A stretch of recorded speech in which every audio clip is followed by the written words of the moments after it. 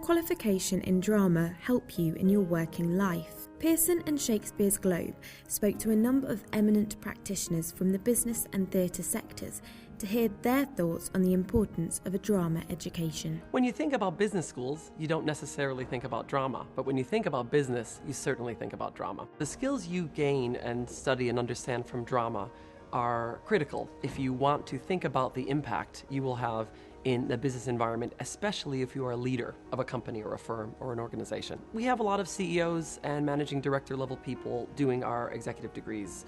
I'm interested to see the way other people look up to them as experts, but also the reverse is true, that we now live in an environment where you might have a very young CEO. I think where drama comes in is if you think about your favorite heroes from fiction or theater, are they always the King Lear authority figure, or are they a younger person who is bold and dramatic and is able to take risks and do things that will make a positive impact on their society? Performance is key to business, and good communication is key to performance.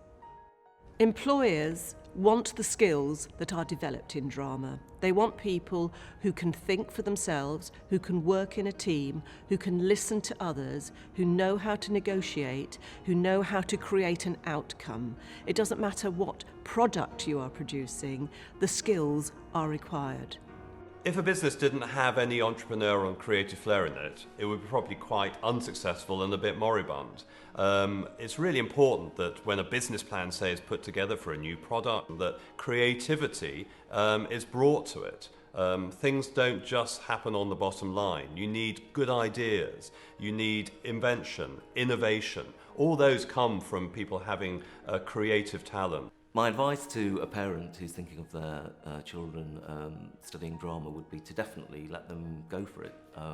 Like myself, it was very helpful in gaining confidence and networking and building a network of people, but also they may get it out of their system and go on to do other things. There are so many transferable skills that theatre and acting can give you that can really stead you well for any career. Working in the creative industries helped me, because the first thing I needed to do was to try and develop a team, gather a team around me. I had to be able to think strategically. I had to be able to think imaginatively and on the hoof. And I couldn't have done that without the background I had in the arts. But that theatre training allowed me to take over that role with some degree of confidence. Arts and culture contribute to the national economy in an enormous number of ways and have a significant impact. In 2011, they contributed £5.9 billion to UK GDP, and on average between 2008 and 2011 they provided 111,000 full-time equivalent jobs.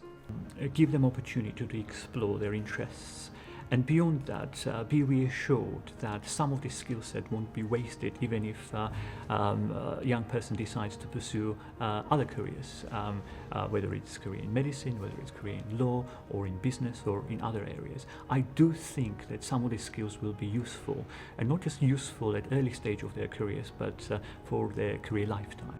I always say in an arts organisation, every artistic decision is a business decision, and every business decision is an artistic decision.